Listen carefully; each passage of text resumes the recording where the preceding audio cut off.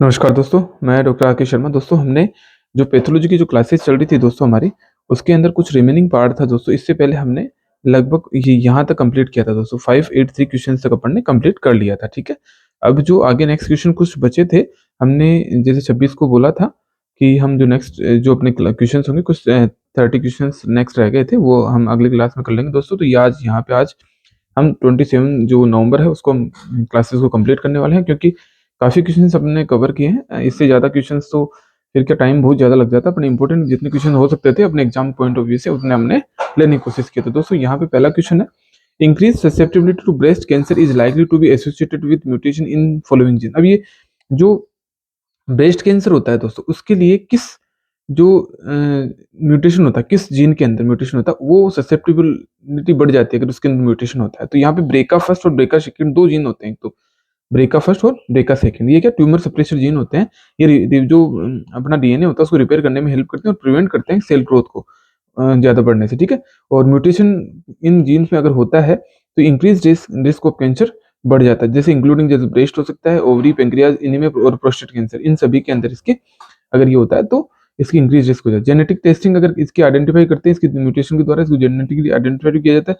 और इसके अलावा एक है P53, ये भी एक ट्यूमर सप्रेशर जो जीन्स होता है, ये भी इसको बताता है, ठीक है। P53 भी, तो ये दोनों इनके अंदर अगर म्यूटेशन कहीं मिलता है जीन के अंदर, तो ये इसकी रिस्क जो ब्रेस्ट कैंसर दोस्तों उसकी बढ़ जाती है। तो ये ब्रेका फर्स्ट और ब्रेका सेकंड एंड ये एक है P53। तो ये म्यूटेशन ब्रेका जीन्स का जो है, ये अपन ने बात कर ही ली दोस्तों कि इंक्रीज रिस्क अगर बढ़ जाता है अगर ये इसमें म्यूटेशन होता है, ठीक है।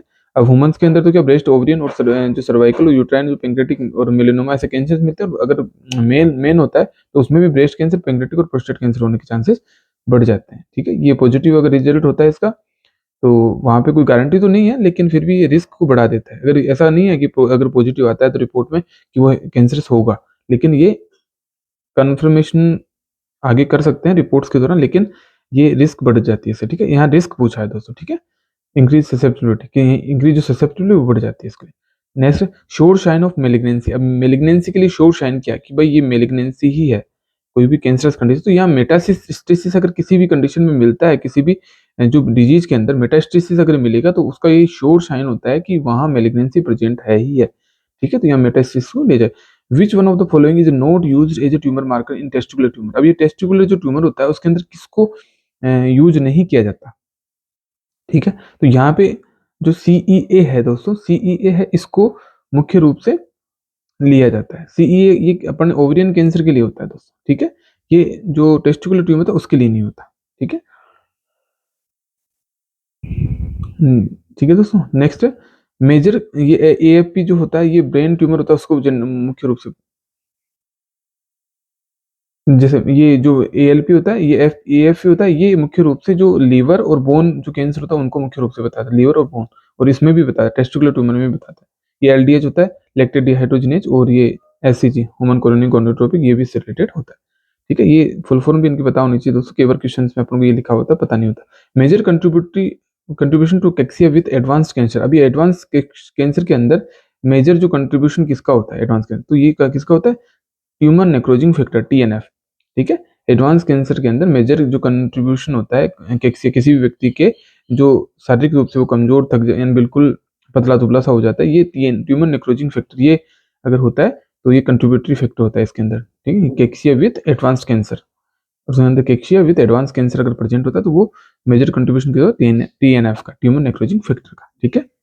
Next question, alkaline phosphate level are elevated in all of the following except. अभी एल्कलाइन जो फोस्फेट होता है दोस्तों, ये मुख्य रूप से जो ऑब्स्ट्रक्टिव जॉन्डिस होता है इसमें बढ़ता है, बोन ट्यूमर में और प्लेसेंटल ट्यूमर, इन तीनों में बढ़ता है, लेकिन यहाँ पे ब्रेन ट्यूमर में ये नहीं बढ़ता है, ठीक है। तो यहाँ ALP जो है मुख्य रूप से किस किस को बताता है, लीवर और बोन की डिजीज को। अपन ने पहले भी चर्चा की, लीवर और बोन की डिजीज को बताता है। तो लीवर में ये जॉन्डिस आई गया, और प्लेसेंटा ट्यूमर इसको भी ये बताता है।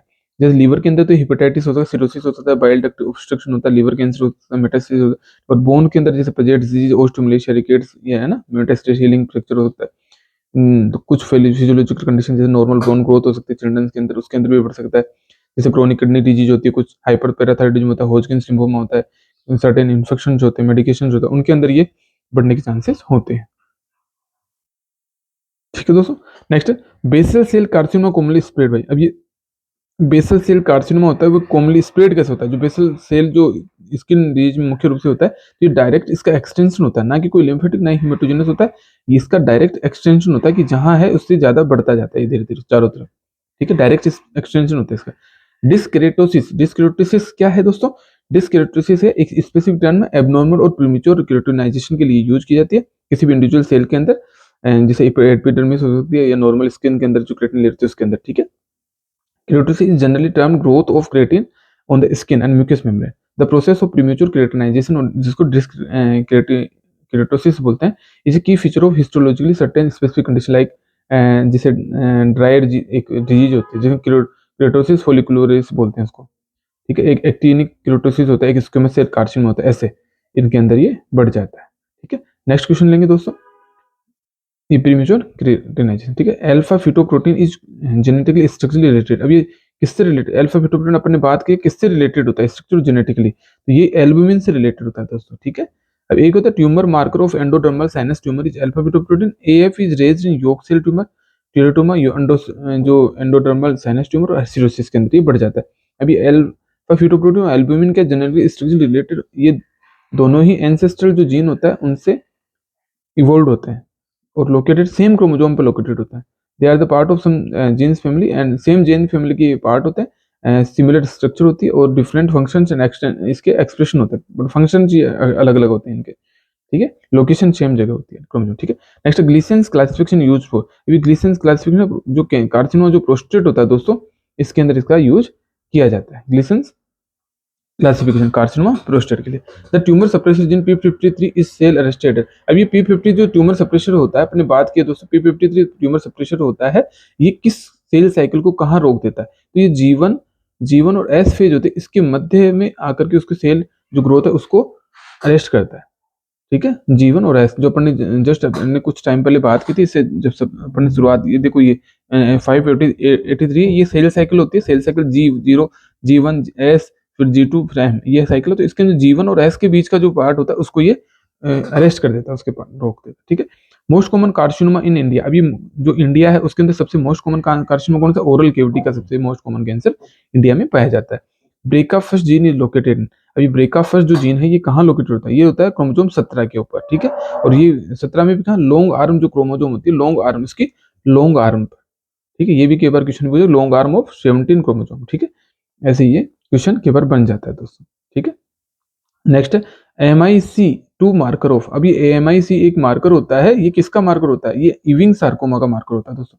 इविंग सार्कोमा के इसके अंदर जो अनकॉमन जो बोन ट्यूमर होती है मुख्य रूप से ये। ठीक है, चाइल्डहुड और एल्डरली जो एडोलेसेंट होते हैं उनके अंदर प्राइमरी उनको अफेक्ट करती है, जैसे एक्सियल स्केलेटन को, और न्यूरोएक्टोडर्म ट्यूमर भी इसको इसका नाम दिया जा सकता है। ठीक है,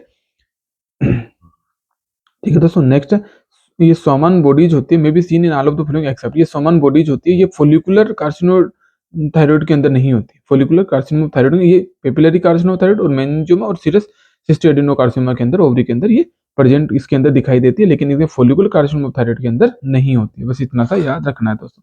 नेक्स्ट, अब ये टर्कोइड सिंड्रोम किससे रिलेटेड, किससे के अंदर होता है? टर्कोइड सिंड्रोम में हेरिडिटी कंडीशन होती है, ये गैस्ट्रोइंटेस्टाइनल पॉलिपी बोल सकते हैं, primary central nervous system tumour भी हो सकती है ये। तो ये क्या है? इसमें दो टाइप के होते हैं, Turcot first syndrome first and second दो टाइप के। तो ये ट्रकोइड सिंड्रोम जो सीएनएस ट्यूमर के नाम से ये इसके एसोसिएट होते हैं इससे। ठीक है, ठीक है, इसके अंदर जो सीएनएस ट्यूमर है depend on the underline genetic जो डिफेक्ट होता है with glial tumour being more common in one type and medulloblastoma in another. ठीक है, नेक्स्ट न्यूरोफाइब्रोमेट्रोसिस सेकंड। ये न्यूरोफाइब्रोसिस जो सेकंड होता है ये किससे रिलेटेड होता है? ये क्या है? डेवलपमेंटल जो बायलेटरल वेस्टिबुलर स्क्वामन जो एकोस्टिक न्यूरोमा होता है इसको इंडिकेट करता है। और ये जो न्यूरोफाइब्रोमेट्रोसिस सेकंड होता है, ठीक है, ये जेनेटिकली डिसऑर्डर होता है, ये मल्टीपल जो ट्यूमर्स होती है नर्वस सिस्टम के अंदर इसके अंदर पाया जाता है। तो ये बायलेटरल स्क्वामन इसको इसके अंदर होता है। ठीक है, और ये ट्यूमर बिनाइन नर्व सीथ जो ट्यूमर होता है ग्रो करता है, वेस्टिबुलर जो बैलेंस जो हियरिंग होता है, हियरिंग और जो बैलेंसिंग जो नर्व होती है उनको बहुत साइड अफेक्ट करता है हेड की को, leading to symptoms like tinnitus, hearing loss and balance problem. जो कान के पास की जो अपने बताइए ये स्क्वामन जो ये होती है, ये जो कान के पास जो नर्व्स होती है उनको अफेक्ट करता है नर्वस सिस्टम के अंदर। बिनाइन सी ट्यूमर होती है ना, वेस्टिबुलर जो बैलेंस और हियरिंग को कंट्रोल करता है, नर्व नर्व को अफेक्ट करती है हेड के अंदर, और ये सिम्टम्स ऑफ टिनाइटिस, हियरिंग लॉस और बैलेंस प्रॉब्लम प्रोड्यूस करती है। नेक्स्ट है न्यूरोफाइब्रोसिस फर्स्ट। ये न्यूरोफाइब्रोसिस फर्स्ट, इसके अंदर केफ लेट सिंड्रोम ये स्पॉट्स पाए जाते हैं, ठीक है, मल्टीपल टाइप के होते हैं, और क्लासिकल साइन होता है ये न्यूरोफाइब्रोमेट्रिसिस का, केफल लेट स्पॉट। कई बार ऐसा सिंगल क्वेश्चन भी पूछ लिया जाता है। इसके अंदर many peoples have 1 or 2 spots having 6 or more। These are flat light brown patches होते हैं इसके अंदर which larger 0.5 centimetre in children और 1.5 centimetre in adults. Diagnostic criteria इसके 6 और मोर, अगर छह से ज्यादा होते हैं तो इसको डायग्नोस्टिक क्राइटेरिया में लिया जाता है, ठीक है। नेक्स्ट है गार्डनर सिंड्रोम, ये डेस्मोइड ट्यूमर होती है। गार्डनर सिंड्रोम एक डेस्मोइड ट्यूमर का उदाहरण है, तो यहाँ अगर मिलाएंगे तो यहाँ पे ये बी आंसर होगा। Next Ghon focus with hilar lymphadenopathy equivalent to. अभी गोन्स फोकस जो होता है, मोस्ट कॉमनली गोन्स फोकस कहाँ देखते हैं अपन ने पढ़ा है दोस्तों, कि जो ट्यूबरकुलोसिस होता है इसके अंदर एक स्मॉल एरिया होता है, ग्रेनुलोमेटस इन्फ्लेमेशन होता है लंग्स के अंदर, और किसकी वजह से, माइकोबैक्टीरियम जो ट्यूबरकुलोसिस होता है इन्फेक्शन, उसकी वजह से ये होता है, जिसको प्राइमरी ट्यूबरकुलोसिस भी बोला जाता है। ये टिपिकली फाउंड कहाँ होता है, मिडिल ऑफ और लोअर जोन जो होता है लंग्स का, मिडिल जो लंग्स है उसके अंदर जो मिडिल और लोअर जो लोब वो होता है, मिडिल ये जो, ठीक है, मिडिल और लोअर जोन के अंदर लंग्स के अंदर, ठीक है, यहाँ पे कौन फोकस दिखाई देता है, ठीक है। ऑफ्टन नियर द लोबर जो फिशर होता है, लोबर फिशर जो होता है, लोबर LOBER, लोबर फिशर के पास में, ठीक है। एनलार्ज लिम्फ नोड होता है, इसको गोन्स कॉम्प्लेक्स के नाम से जाना जाता है, और इसका कोज अपन ने देख लिया, माइकोबैक्टीरियम ट्यूबरकुलोई। लोकेशन अपन ने इसकी बात करी ली दोस्तों, lower part of upper lobe and upper part of lower lobe, ठीक है। स्मॉल नोडुलर ओपेसिटी होती है एक्सरे के अंदर, तो ये अपन ने चर्चा इसके गोन्स फोकस वहां भी होता है लंग्स के अंदर। तो ये अपने जो ट्यूबरकुलोइड लेप्रोसी होता है, लेप्रोसी के अंदर भी टाइप होते हैं अलग अलग, इंटरमीडिएट है, बॉर्डर लाइन, लेप्रोमेटल लेप्रोसी, उसके अंदर ये ट्यूबरकुलोइड जो लेप्रोसी होता है उसके इक्विवेलेंट होता है ये गोन्स फोकस। ऐसे अपन ने इसके बारे में चर्चा कर रहे हैं दोस्तों, ठीक है। नेक्स्ट दोस्तों, mild haemolytic anaemia associated with vitamin E deficiency. अभी जो माइल्ड हिमोलाइटिक जो एनीमिया होता है विटामिन ई डेफिशिएंसी से रिलेटेड होता है, because deficiency make red blood cells more susceptible to rupture. ये इसकी वजह से क्या होता है, इसकी वजह से डेफिशिएंसी होती है, जो आरबीसी होती है वो रप्चर होना स्टार्ट हो जाते हैं। Anaemia is particularly seen in premature infant, और vitamin E supplementation can correct it by reducing the destruction of blood. Vitamin E का सप्लीमेंट दिया जाएगा तो वो उससे ठीक हो सकता है, ठीक है। रिकेट्स इज ड्यू टू, अभी रिकेट्स किसकी वजह से होता है, रिकेट्स किसकी वजह से होता है, जो बोन जो होते हैं रिकेट्स मुख्य रूप से ये डिक्रीज एब्जॉर्प्शन अगर कैल्शियम का होगा तो उसकी वजह से होता है। सीवियर और प्रोलॉन्ग जो डेफिशिएंसी होगी विटामिन डी की, ठीक है, इन न्यूट्रिएंट जो इसेंशियल जो फॉर कैल्शियम एब्जॉर्प्शन जो जरूरत होती है वो नहीं मिलती है बोन्स को, तब ये रिकेट्स डिजीज होगी। ये क्या करती है, सोपनिंग कर देगी बोन्स की चिल्ड्रंस के अंदर, लेक ऑफ कैल्शियम की जो फॉस्फेट और विटामिन डी की वजह से, जिससे पूरा एब्जॉर्प्शन होगा मिनरल्स का, lead to insufficient level of bone mineralisation. Vitamin D और जो मिनरलाइजेशन ऑफ बोन होता है वो नहीं हो पाता, ठीक है। तो यहाँ पे सी आंसर करना। Most common tumour due to radiation, अब ये रेडिएशन की वजह से सबसे मोस्ट कॉमन कौन सी ट्यूमर आ रही है, बोन मेरो के अंदर, बोन मेरो के अंदर है, ठीक है। Lesion in Wernicke's encephalopathy with occurring. अभी लीजन जो वर्निक एनकोपली होता है इसके अंदर लीजन कहाँ होता है, मेमोलरी जो बॉडी जो होती है, ठीक है। और ये किसकी वजह से होता है, थियामिन की, विटामिन B1 की डेफिशिएंसी से। ये भी याद रखना दोस्तों, विटामिन B1 की डेफिशिएंसी थियामिन भी बोला जाता है, ठीक है। वर्निक एनकोपैथी एक्यूट न्यूरोलॉजिकल कंडीशन होती है, ठीक है।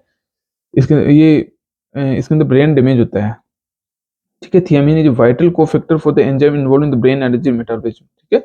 A deficiency leads to metabolic alteration, energy deficient and brain cell injury, particularly in area with high metabolic rate like memory bodies के अंदर। सिम्टम्स इसके ट्रेड क्या हो सकते हैं, ओकुलर मोटर जो एबनॉर्मलिटी हो सकती है, एटेक्सिया हो सकता है,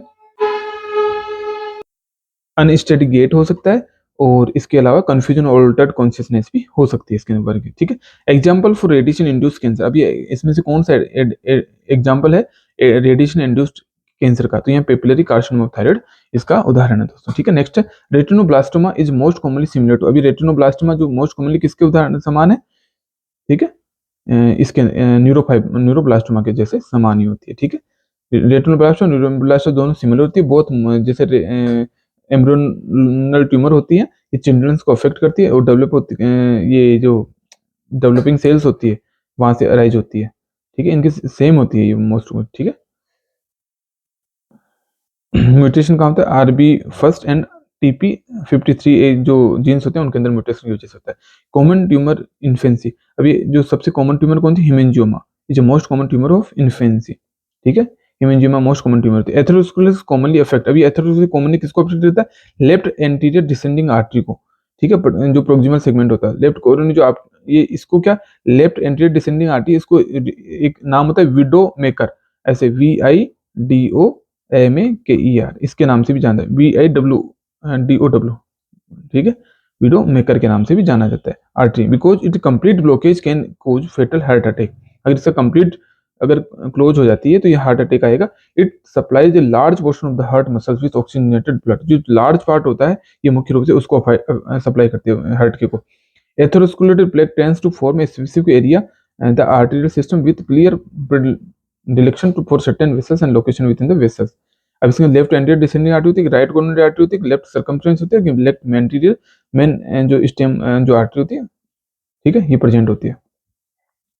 ठीक है दोस्तों, एक नेक्स्ट क्वेश्चन है, most common cause of aneurysm, aneurysm का सबसे मोस्ट कॉमन कोज क्या है? तो यहाँ एथेरोस्क्लेरोसिस सबसे मोस्ट कॉमन कोज इसका होता है। नेक्स्ट क्वेश्चन लेंगे दोस्तों, आज का last question, all are the following seen in Kawasaki disease except, अभी कोवास्की डिजीज जो होती है दोस्तों, इसके अंदर बायलेटरल कंजक्टिवाइटिस भी मिलता है दोनों आंखों में, और ट्रंकल और जैसे मैकुलर जो रेसेस है वो भी मिलती है, जिसको पॉलीमॉर्फस एक्जेंथीमा बोलते हैं, और सर्वाइकल लिम्फेडेनोपैथी भी बायलेटरल मिलती है। तो यहाँ पे डी थ्रोम्बोसाइटोपिनिया यहाँ पे इसमें नहीं मिलता है, ठीक है, ये प्रिंसिपल फीचर होते हैं कोवास्की डिजीज के। और ये क्लासिकल जो सिम्टम होते हैं इसको पता किया जा सकता है। पर्सिस्टेंट इसके अंदर पर्सिस्टेंट फीवर भी होगी लगभग 5 से ज्यादा दिन के लिए, bilateral non purulent conjunctivitis, change to lips और oral cavity such as red dry cracked lips मिलेंगे, रेड स्ट्रॉबेरी टंग मिलेगी, इसके अंदर स्ट्रॉबेरी टंग भी मिलती है, स्ट्रॉबेरी, ठीक है, BERR, और पोरीमॉर्फस रेसेस मिलेंगे, चेंज इन एक्सट्रीम, ठीक है। तो ये सभी इसके सिम्टम होते हैं दोस्तों। तो यहाँ पे कोवास्की डिजीज क्या होती है, इनके बारे में अपन को जैसे शोट अपन ने देखा तो इसके बारे में सर्च करना स्टार्ट करेंगे कहीं ना कहीं, तो वहाँ पे मिल जाएगा इनके बारे में सब लिखा हुआ, ठीक है दोस्तों। तो यही मैं एक शॉर्ट क्लास के अंदर आज पैथोलॉजिकल क्लासेस की जो MCQ सीरीज है वो मैंने काफ़ी मेरे हमारा जो एप्लीकेशन चलता है दोस्तों उस पर भी कराया था हमने, काफ़ी क्वेश्चन वहाँ करा रखे हैं। तो अगर किसी को, देखो मैं लास्ट में बोल देता हूँ, किसी को हमारे क्वेश्चंस लगभग 610 अपन ने क्वेश्चंस किए हैं, उसके अलावा भी हमने pathology, surgery, FMT, practice of medicine, इसके अलावा मैथमेटिक्स और होम्योपैथी के काफ़ी सब्जेक्ट हैं, और इसके अलावा भी काफ़ी जो सब्जेक्ट एनाटमी, ओब्स गाइनो, इनके भी काफ़ी क्वेश्चन हमने अपनी एप्लीकेशन पे डाल रखे हैं। वहाँ अगर कोई पढ़ना चाहता है तो बार बार मैं, हालांकि मैंने कहा है अगर वहां जाकर के इन क्वेश्चंस को, अभी 1 महीना बचा है, अगर इन क्वेश्चंस को आप कवर करेंगे, काफी क्वेश्चन इंपॉर्टेंट आपको मिलने वाले दोस्तों, काफी हेल्प इस एग्जाम में मिलेगी आपको। आयुष संविदा जो एग्जाम है दोस्तों, इसके अंदर तो काफी हेल्प मिलने वाली है।